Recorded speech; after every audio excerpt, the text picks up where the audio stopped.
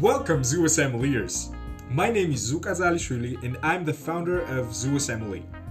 Zoo Assembly is an online podcast for the highest yield basic science and clinical knowledge tested on USMLE Step 1 and USMLE Step 2 CK. The information discussed in this podcast is intended only for educational purposes. It's not intended to prevent, diagnose, or to treat the medical conditions in real clinical practice, nor is it intended to reflect the policy and the guidelines of various health institutions. Simply put, we serve you to butcher your step exams.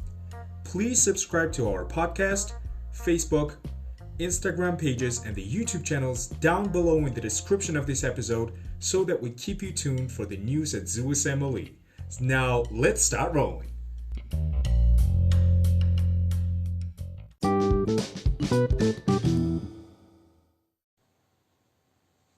Today, we are continuing the Step 1 series, specifically Respiratory System. And in today's episode, we will discuss the Respiratory Anatomy and Histology.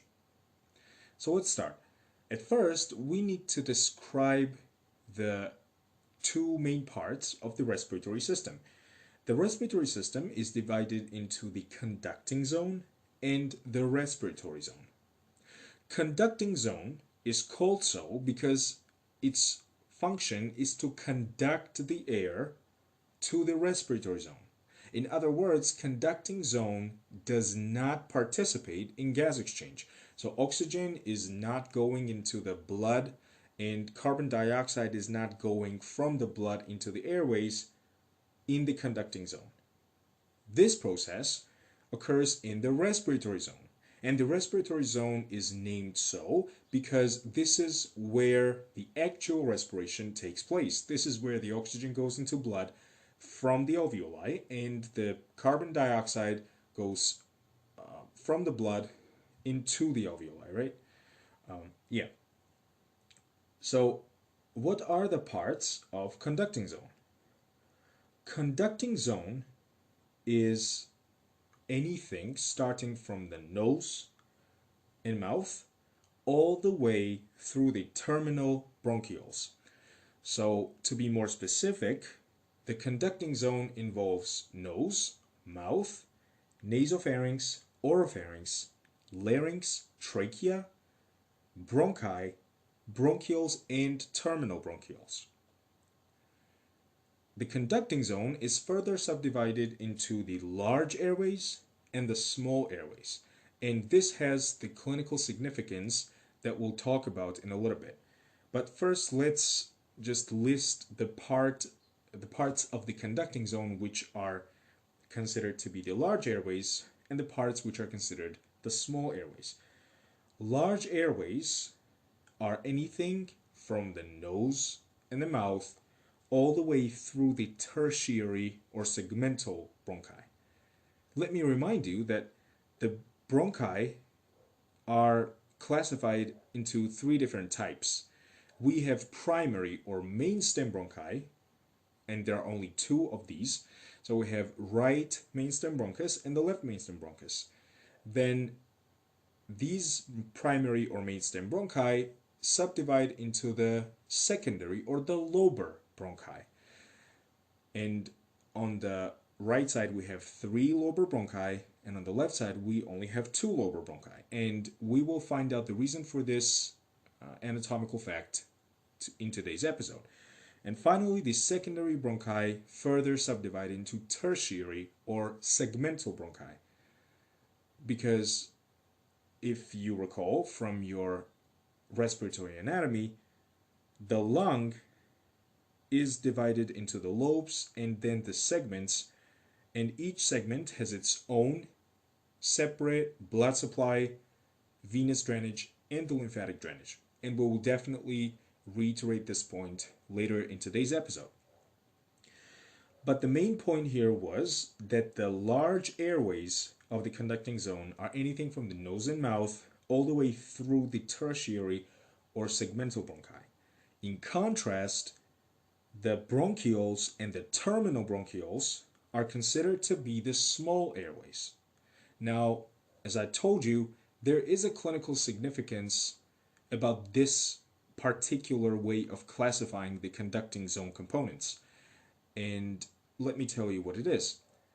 Have you heard the terms stridor and wheezing?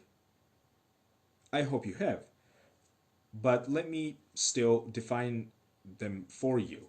Stridor is the respiratory sound which is created by the obstruction or narrowing of the large airways, particularly the trachea or the larynx. So let's just mention the infectious condition, which is called croup, also acute laryngotracheal bronchitis. And we know that in croup, we have the proximal tracheal stenosis. And patients who have croup commonly have the stridor. Or let's take another infectious condition called the acute epiglottitis. We know that it's caused by Haemophilus influenza, mostly type B, and then acute epiglottitis is a supraglottic inflammation and supraglottic stenosis, but still it is the part of the large airways of the conducting zone, so it will also cause the stridor. But now let's move on to the diseases of the small airways, meaning the diseases affecting the bronchioles and the terminal bronchioles.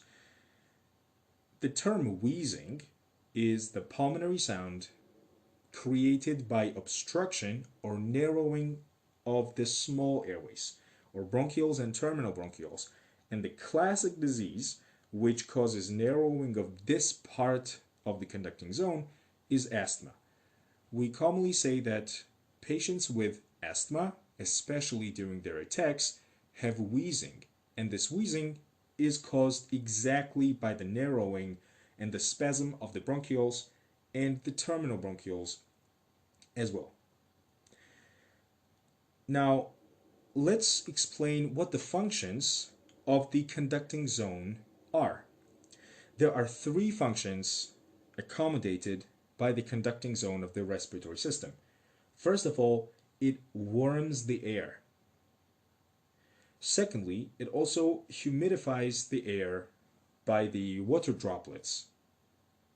And this humidification process is very important because if the air that we inhale was completely dry, then it would damage the vessels in the wall of the respiratory tree, and that could potentially cause, for example, epistaxis, which is nosebleed, and some other problems related to the dryness of the respiratory mucosa. But that usually does not happen because, as we already said, the conducting zone humidifies the air. And at the same time, probably the most important function of the conducting zone is filtering the air from particulate matter and bacteria and viruses and potentially any type of microbes. And the filtering of the air happens by something called mucociliary escalator. In mucociliary escalator, we mean two things, and the name basically discloses both of these things. Mucociliary escalator. It means that there is a layer of mucus on top of the respiratory mucosa, and there are cilia emerging from the respiratory epithelial cells, and the cilia beat towards the larynx and towards the laryngopharynx so that the mucus is moving from the lower parts of the airways towards the upper parts of the airways. And then we swallow that mucus, and the gastric acid basically neutralizes all of those either microbes or particulate matter. We are stressing this point because there are two extremely high yield diseases affecting the mucociliary escalator. Let me describe the case, and you should tell me what disease I'm talking about. Let's say that we have a 15-year-old guy who is known to have recurrent sinusitis and recurrent pneumonia. However, he generally feels well between the episodes of the respiratory infections. He gains weight normally, and also on the physical exam, he's generally well appearing. However, his chest X-ray, or let's say his physical exam, reveals the rightward displacement of the point of maximum impulse. So, do you already know what disease I'm talking about? I hope you do, but still, let me tell you this. This is the disease called primary ciliary dyskinesia, sometimes called Cardiogenic syndrome. In Cardiogenic syndrome, we have the autosomal recessive defect in the dynein gene, and this dynein is the integral part of the cilia. And we have basically two types of dynein. So there is a ciliary dynein or axonal dynein, and then there's cytosolic one, which is mostly involved in the transport of the different organelles and the vesicles, but that's a different story, which is beyond our discussion here. The problem in Cardiogenic syndrome is in the axonal dynein. And dynein is the protein which makes the components of the cilia slide along each other, and therefore it makes the cilia bend.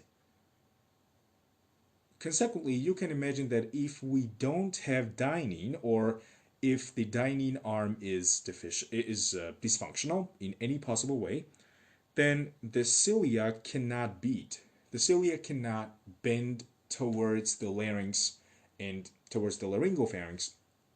So it's almost impossible to clear all of that mucus, particulate matter, and the microbes. And finally, those microbes start to overgrow in the lungs and also in the upper airways, and they cause these recurrent infections. However, patients with Cardiogenic syndrome do not have gastrointestinal problems. They have the normal absorption and they have the normal vitamin levels in their blood, so they do not experience failure to thrive. And I am emphasizing the absence of failure to thrive in Cardiogenic syndrome because we need to compare the syndrome to another very, very common genetic disease which also affects the mucociliary escalator. But in this case, it affects not the cilia themselves, but the mucus. Do you have an idea about what disease I'm talking? I hope you do. This is generally the most common lethal genetic syndrome in Caucasians. And I'm talking about the cystic fibrosis. Let's recall that cystic fibrosis is also an autosomal recessive disorder, just like the Cardiogenic syndrome. However, the genetic mutation in cystic fibrosis happens in the gene called CFTR gene. And CFTR is an abbreviation which stands for cystic fibrosis transmembrane regulator conductance. So this is a chloride channel which participates in the chloride movement from the cell to the extracellular environment, or from the extracellular environment to the intracellular environment. It depends on the location of this CFTR channel. In the respiratory system and also in the GI tract, the CFTR channel is necessary for chloride secretion. In other words, in respiratory and the GI tract, CFTR channel drives the chloride out of the cell. Now let's imagine what happens if this channel is dysfunctional or it is misfolded in the rough endoplasmic reticulum, so it does not make its way to the plasma membrane. In that case, chloride is trapped inside the cell. If the chloride is trapped inside the cell, well then cell becomes net negative, meaning the net charge inside the cell is negative, but this is a disequilibrium, this is disbalance for the body. And we know the concept of electron neutrality, right? This is when the body tries to maintain the equal amount of positive and negative charges in its vicinity. So what happens is that since we have excessive chloride inside the cell, then the cells try to reabsorb extra sodium via the epithelial sodium channels or the ENaC channels. Finally, we have sodium chloride inside the cell, and we also know from the physiology that the water follows the sodium. So once sodium is being reabsorbed in excessive amounts in the respiratory and the GI system, then the water is also reabsorbed. Now, what do you think will happen to the mucus of the respiratory and the GI system? I hope you're telling me that the mucus will get extremely, extremely thickened. And this is the problem in cystic fibrosis. The respiratory tree and the GI system become obstructed and clogged up by this extremely thickened mucus. So the patients with cystic fibrosis have recurrent respiratory infections. In cystic fibrosis patients at the age of less than 20, the most common bacterial infection is Staph aureus pneumonia, and in patients more than 20, it's basically Pseudomonas aeruginosa. However, infections caused by Burkholderia cepaceae and Haemophilus influenza are also very common. And strep pneumoniae is definitely common too, because that's, after all, the most common cause of community-acquired pneumonia. And as for the GI tract, we might have the pancreatic insufficiency because the pancreatic ducts are clogged up with this thick mucus.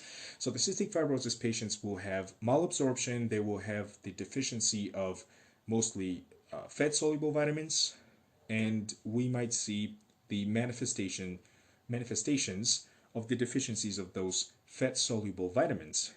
They will also have steatorrhea because almost all of the fat that they consume in their food stays in their GI tract and then it's excreted in the stools. And the cystic fibrosis patients will also have failure to thrive. Let's compare cystic fibrosis and Cardiogenic syndrome in terms of their symptoms. Both of them will have recurrent sinopulmonary infections, meaning infections of the sinuses and the lungs.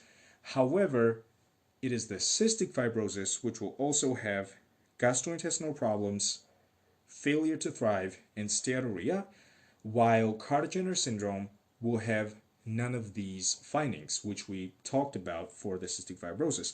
And for the completeness sake, let's also mention the function of the CFTR channel in the exocrine glands, especially the sweat glands, right? In the sweat glands, the CFTR channel reabsorbs the chloride. Now let's follow the logic there. If the CFTR channel is misfolded and retained in the RER, so if it does not make its way to the plasma membrane, then it means that the sweat gland epithelial cells cannot reabsorb the chloride from the sweat. Now it means that the sweat itself has excessive chloride concentration. And we already explained the concept of electroneutrality. So the body always tries to maintain the net neutral charge, or the equal amount of positive and negative charges in all the fluids and all the tissues. So since we have high chloride concentration inside the sweat, then sodium will be secreted from the cells of the sweat gland into the sweat so that it can balance out the negative charge of the chloride. Now, we already said that water follows the sodium, which means that now we will have the sweat which will have a very, very high content of sodium chloride, and actually measuring the sweat chloride concentration is the first test to screen for the cystic fibrosis and to just start the diagnostic workup. And the specific cutoff value that we should know is 60. So if sweat chloride concentration is more than 60, it highly, highly suggests cystic fibrosis. These two diseases comprise the clinical significance of mucociliary escalator of the conducting zone. Now let's discuss the respiratory zone, and then we will talk about the respiratory histology. The respiratory zone, as we already said once during our today's episode, is the zone which participates in the gas exchange, meaning oxygen goes from the alveoli into the blood while carbon dioxide goes from the blood into the alveoli. And the respiratory zone is composed of three different parts, which is respiratory bronchioles, alveolar ducts, and then alveoli. Respiratory bronchioles are those very, very thin and narrow bronchioles which are the continuation of the terminal bronchioles. If you remember, the terminal bronchioles were the last part of the conducting zone. So what I'm trying to say here is that the conducting zone and the respiratory zone are continuous with each other. And this classification of the respiratory tree into conducting and the respiratory zone is simply the way to just classify the function of the different parts of the respiratory tree. Respiratory bronchioles give rise to even smaller and narrower ducts, which are called the alveolar ducts. And finally, the alveolar ducts give rise to, logically, alveoli. And as we already said, the main function of the respiratory zone is gas exchange. Now we will move on to describing the respiratory histology, and let's start from describing the histology of conducting zone. At first, we should know that the conducting zone, at least basically the nose, the nasopharynx, larynx, trachea, and the bronchi, are mostly covered with the pseudostratified columnar ciliated epithelium. And let's break down this name, right? Because it's a little bit mouthful. Well, pseudostratified means that there are many different sized cells in the respiratory epithelium, but all of them touch the basement membrane, which is immediately under the epithelium. Their nuclei seem to be at the different level when we look at the respiratory epithelial histology under the light microscope. However, they all touch the basement membrane. We also said that it's pseudostratified columnar epithelium, and columnar simply means that the most of these respiratory epithelial cells in the upper airways are long and they're called columnar. And ciliated means that most of them have the cilia, right? But we should also discuss two very, very important cells in this pseudostratified columnar ciliated epithelium. We have the goblet cells and the basal cells. Do you know the normal function of the goblet cells?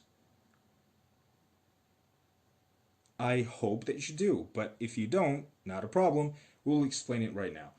The goblet cells are the mucus secreting cells of the respiratory tree, and not only respiratory tree, actually GI system and the GI epithelium also has the goblet cells, which will secrete the mucus. So goblet cells produce the glycoprotein called the mucin, and when mucin is surrounded by the water molecules, then this is already called the mucus. This is this stringy and slimy secretions which line the respiratory epithelium. And on the other hand, the basal cells are located near the basement membrane of the respiratory epithelium. This is why they're called basal cells. And the basal cells are mostly functioning as the stem cells for the respiratory epithelium. In other words, they can differentiate either into the ciliated cells or the goblet cells if there is damage to the respiratory epithelium.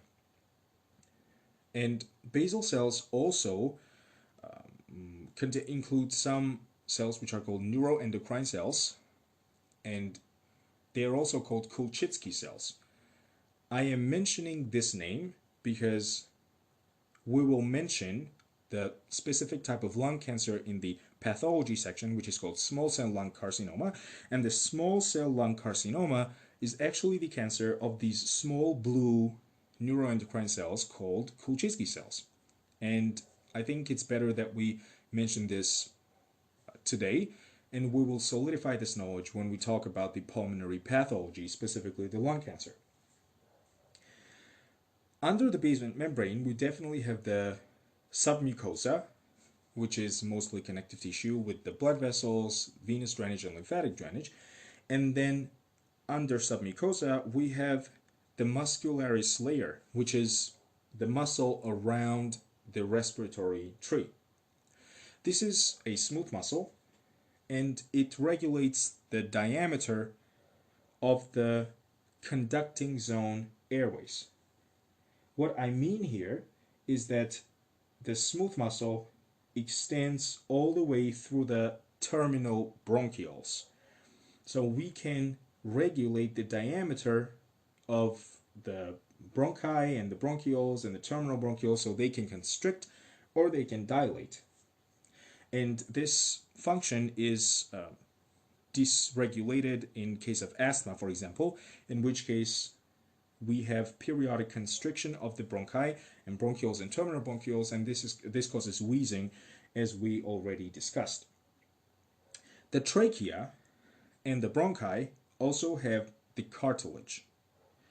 And cartilage is these incomplete circles. At least the trachea has the incompletely surrounded cartilage rings, but the bronchi have complete rings of the cartilage. And the cartilage's main function is to maintain the shape of the airways, including trachea and the bronchi. Now, there is one clinical correlation and significance here. Have you heard about the condition called bronchiectasis? Let's mention it briefly, and we will definitely discuss it in great detail in the pulmonary pathology section. Bronchiectasis literally means permanent bronchial dilation. It's bronchiectasia. Ectasia means dilation. And bronchiectasis is mostly caused by recurrent pulmonary infections and overgrowth of bacteria, which causes this recurrent neutrophilic damage to the respiratory epithelium and the cartilage. And since the cartilage itself is also damaged to some degree in the bronchiectasis, the bronchi lose their normal shape, they become extremely dilated, and we can see this on the chest CT, for example, as the signet ring sign and the Trem-Trek sign, which indicates the thickened bronchial walls. But more on that in the pulmonary pathology section. Let's get back to the histology. Now, bronchioles no longer have pseudostratified epithelium. In the bronchioles, we already have simple columnar ciliated epithelium. Now, the meaning of this simple epithelium is that it contains only one layer of cells, and the nuclei of these cells are roughly at the same level. But please take a notice at the fact that bronchioles still contain the cilia. And the cilia, as we mentioned, clears all of the mucus and debris that goes down in the respiratory tree. And bronchioles and terminal bronchioles also have the smooth muscle, but they do not have cartilage. And this is normal. In the terminal bronchioles, the epithelium is transformed from simple columnar ciliated epithelium into simple cuboidal ciliated epithelium, which means that the cells of the terminal bronchioles become a little bit shorter but wider, and they still have cilia. And there is one very, very important type of cell which is specific for the bronchioles, meaning it is present in bronchioles, terminal bronchioles, and respiratory bronchioles. So any part of the respiratory tree ending in the word bronchioles contains, do you remember what type of cell? We discussed this cell in the respiratory embryology video episode. This is the club cell or the Clara cell. And as we mentioned in the respiratory embryology episode, the club cell produces the part of surfactant. It also acts as reserve cells and also neutralizes some of the toxic particulate matter that goes down into the respiratory tree. Finally, when we go down into the respiratory zone, then we have simple cuboidal and simple squamous epithelium in the respiratory bronchioles. Basically, the respiratory bronchioles are the places where the simple cuboidal epithelium is going into simple squamous epithelium. But there is one common feature for these two types of epithelia. There are no longer the cilia in the respiratory bronchioles. So cilia terminate at the terminal bronchioles. And the reason for this is that in the respiratory zone, we don't need the cilia that much because there is a cell which clears all of those debris that reaches the respiratory zone. Can you tell me which type of cell I'm talking about here? This is an alveolar macrophage. Yes, alveolar macrophage is a phagocyte, just like the macrophage in any other organ system. And if the particulate matter is so small that it can reach all the way down to the respiratory zone, which is respiratory bronchioles and alveolar ducts and alveoli, then alveolar macrophage can phagocytose these particles, and sometimes it results in significant inflammation and dysregulated inflammation too. The clinical significance of this is, for example, the syndromes of pneumoconiosis. And I promise that we'll discuss them in depth in the respiratory pathology section. But what I'm trying to say here is that when those particles, for example, asbestos or silica, go down to the respiratory zone, and are phagocytosed by the macrophages, then the macrophages release those pro-inflammatory cytokines, which finally result in the interstitial fibrosis and the restrictive lung disease. Okay, let's get back to the basic histology. Alveoli, as we discussed in the respiratory embryology episode, are mostly lined by the type 1 pneumocytes, and at some places we have clustered cuboidal type 2 pneumocytes. Do you remember the function of type 1 pneumocytes? I hope you're telling me that type 1 pneumocytes are those thin epithelial cells comprising approximately 97% of the alveolar surface area and participating in the gas exchange, because in order for the gas exchange to happen, we need the exchange barrier to be as thin as possible. And this is a very important physiologic concept too, and we will touch on that in the physiology episode as well. In contrast, the type 2 pneumocytes are necessary to produce what? Let me remind you, if you don't remember that, this is surfactant. And surfactant, if you recall from our respiratory embryology episode, is necessary to decrease the surface tension and the collapsing pressure in the alveoli, and therefore to keep the alveoli open. We should also mention that the least airway resistance across the whole respiratory tree is present in the terminal bronchioles. Now, do you know the reason why this is the case? This is true because we have many terminal bronchioles in parallel to each other. And if you remember from the physiology, the resistance goes down when we have many tubes connected to each other in parallel. However, the highest resistance in the respiratory tree is in the medium-sized bronchi, because those medium-sized bronchi are connected to each other in series.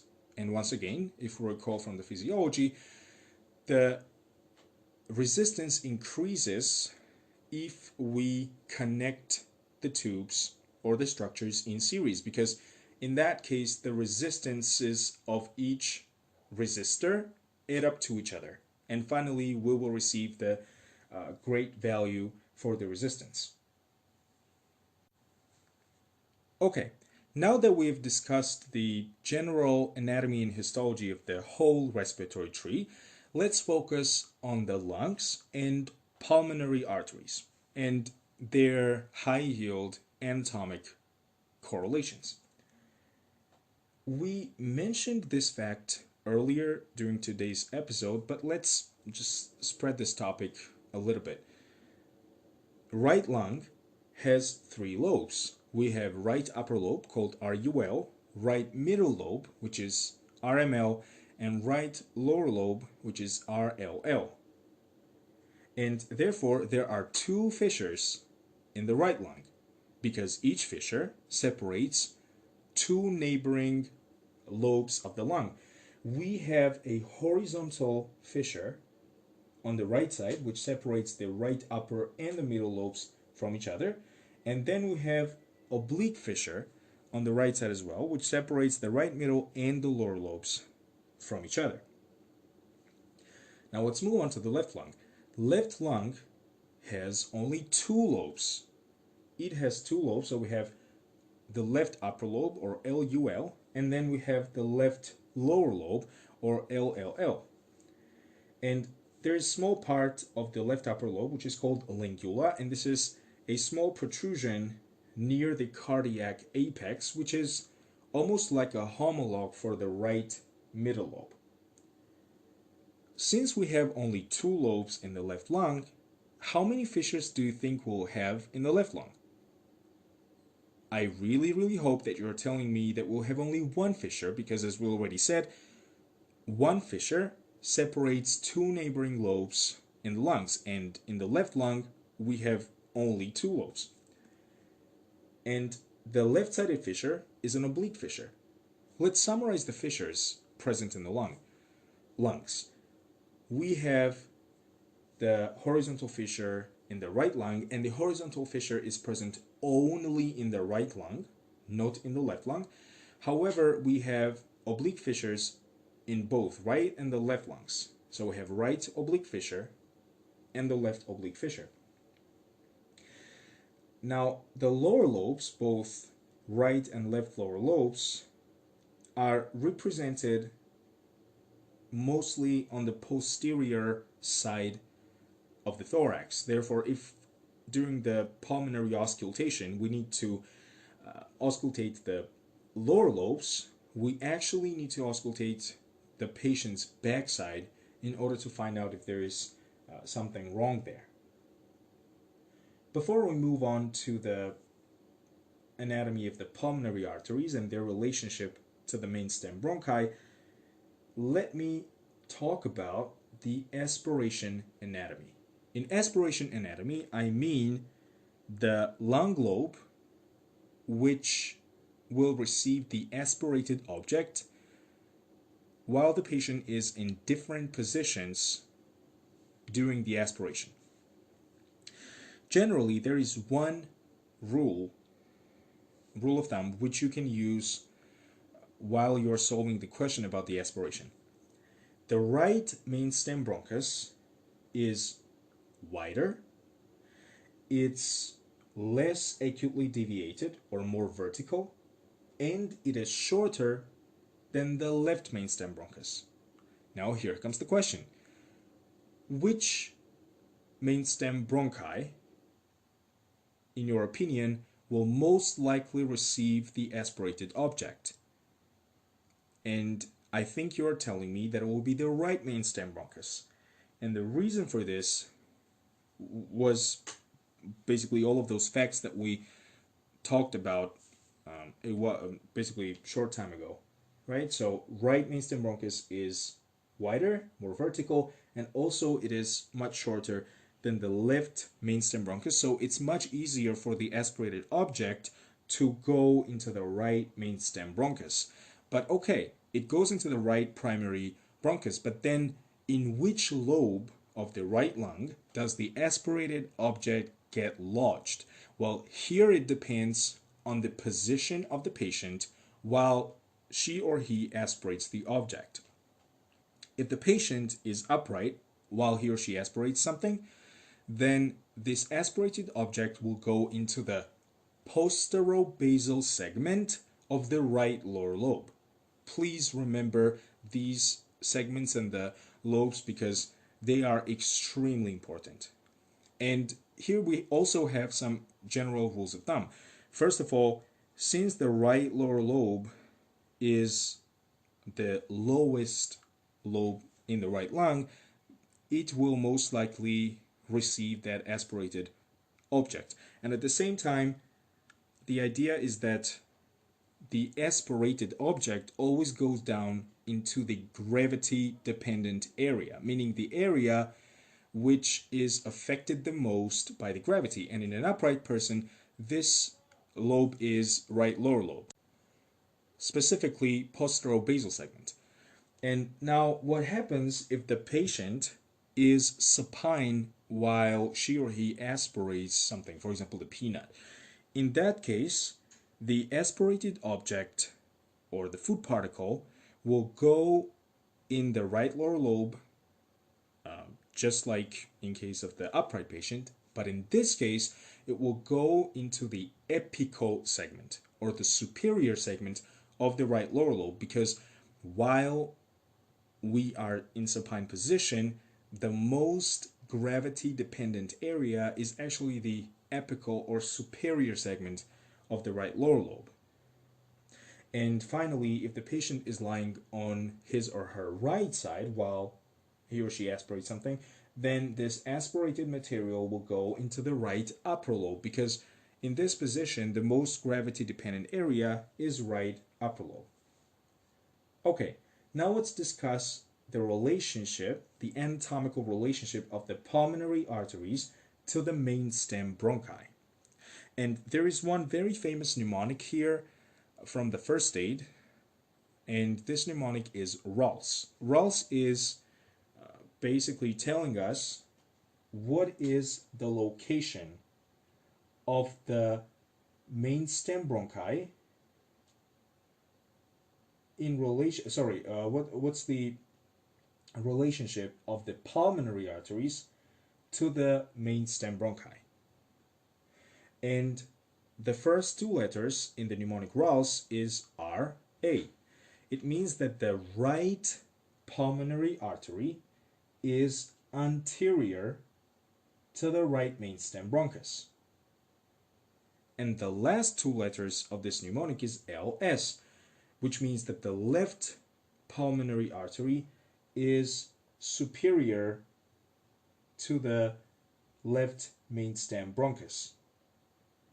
And I really, really would like you to remember this association, but the thing is that we should always remember which comes first in this mnemonic. It's the pulmonary artery first, and then its relationship to the main stem bronchi. Now, as for the location of carina, carina is the part where trachea divides into the main stem bronchi, and it is located approximately at the level of sternal angle of Lewis of the sternum. Or we can say that it's located at the level of the T4 vertebra. And carina is located posterior to the ascending aorta. So at first we have aorta and then there is carina. And carina is anteromedial to the descending aorta. And this is the case because the aorta goes back and slightly left after it just arches around the pulmonary arteries. And this is why carina is located anteromedial to the descending aorta, or we can say that descending aorta is located posterolateral to the carina. Today, we will also talk about the diaphragm and all of those hiata which go through the diaphragm and their contents. As we know, the diaphragm is the main respiratory muscle of the organism. So when we breathe normally without any additional effort, it's the diaphragm which contracts and descends during inhalation, and it basically relaxes and ascends during the exhalation. In other words, it is the inhalation, which is an active process requiring the diaphragm to contract, and the exhalation is a passive process where diaphragm simply relaxes and it pushes on the lungs so that the lungs exhale all of those air. Not all of those, but still most of it.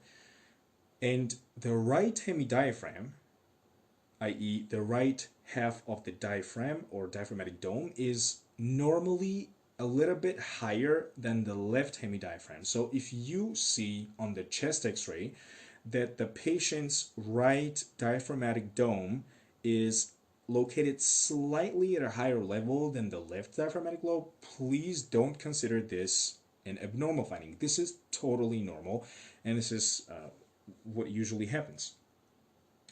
Now, as we already said, there are three hiata in the diaphragm, and we should know each hiatus, and we should know at which vertebral level this hiatus is.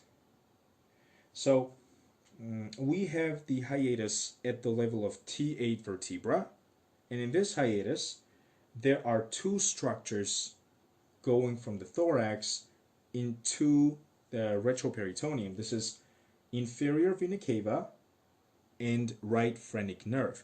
Therefore, the diaphragmatic hiatus at the T8 vertebral level is also called caval hiatus. Now, two vertebral levels down, meaning at the T10 vertebral level, we have esophageal hiatus. And in esophageal hiatus, logically, we have the esophagus going through the diaphragm, but in addition to esophagus, we also have the vagal trunks. Vagal trunks are the parts of the vagus nerve. We have anterior and posterior vagal trunks, and they are the continuation of the left and right vagus nerves. So in that case, what happens is that the left vagus nerve will form the anterior vagal trunk, and the right vagus nerve will form the posterior vagal trunk. And this particular phenomenon is caused by rightward rotation of the foregut by 90 degrees during the formation of the GI system. Well, that's a topic for the different episode, and we will definitely have the episode about the GI embryology. But let's get back to the diaphragm. We already talked about two hiata here. We have caval hiatus and esophageal hiatus. And now let's mention the third and last normal hiatus in diaphragm, which is aortic hiatus. It is located at the T12 vertebral level. And additionally, it contains not only aorta, but also two additional components. It contains the azygos vein, and the azygos vein drains the right posterior thorax, and it also contains the thoracic duct, also called left lymphatic trunk. And the left lymphatic trunk drains almost all of the lymph from the body except for the upper half of the body above the right hemidiaphragm. So the whole right thorax, the right upper extremity, and the right half of the face is drained by the right lymphatic trunk, not the thoracic duct, which goes through the aortic hiatus. Okay, so aortic hiatus contains aorta, thoracic duct, and azygos vein. I highly recommend that you know the vertebral levels of these different hiata and also the contents of them, because I can clearly see that you might encounter the questions about this topic either in the question banks or on the actual exam. Diaphragm is innervated by the nerve called phrenic nerve, and phrenos in Greek means diaphragm. So phrenic nerve is diaphragmatic nerve, and it is originated from the spinal cord segments C3, C4, and C5. Let me also tell you that phrenic nerve innervates not only diaphragm but also parietal pericardium. And finally, there is a very high yield clinical correlation about the phrenic nerve and referred pain. Generally, what is the referred pain? Referred pain is when the patient has a pain impulse originating from the visceral organ or the internal organ, but the body just interprets this pain as coming from the somatic nervous system or just some part of the patient's skin or the body. For example, if we have irritation of the phrenic nerve due to any cause, and this might be due to subphrenic abscess, for example, after abdominal surgeries, it might be due to subphrenic air, which is caused by perforation of the GI viscera, and it might also be due to intraperitoneal bleeding.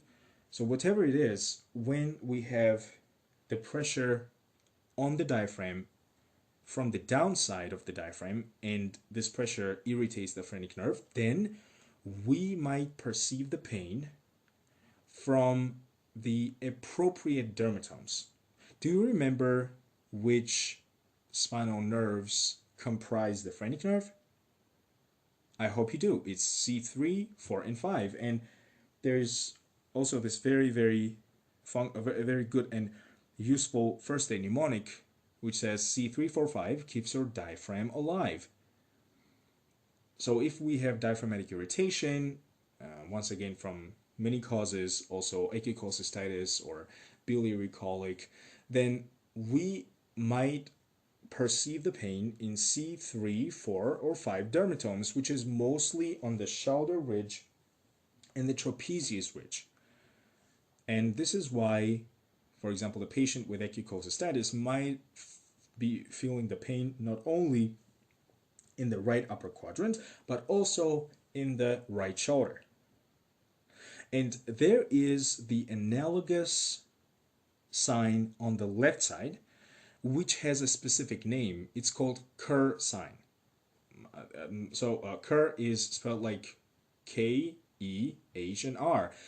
And Kerr sign is when the splenic pathology irritates the left-sided phrenic nerve, causing the left-sided shoulder pain. Let's say the patient has splenic rupture due to some kind of trauma, suppose motor vehicle accident, or let's say the patient had infectious mononucleosis with resultant hepatosplenomegaly, and this patient did not comply with the doctor's advice to refrain from the contact sports, and this patient induced the splenic rupture while playing some kind of contact sport. In that case, the patient might experience the left-sided shoulder pain together with the findings of the splenic rupture, and this will be due to the irritation of the left-sided phrenic nerve. We have come to an end of our today's episode about the respiratory anatomy and histology, and let's summarize everything that we've discussed today.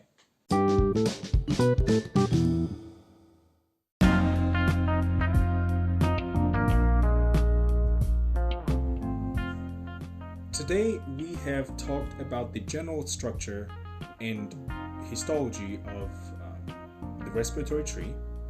We should know two different zones of the respiratory system, which is conducting in the respiratory zone, and we should also remember their respective functions.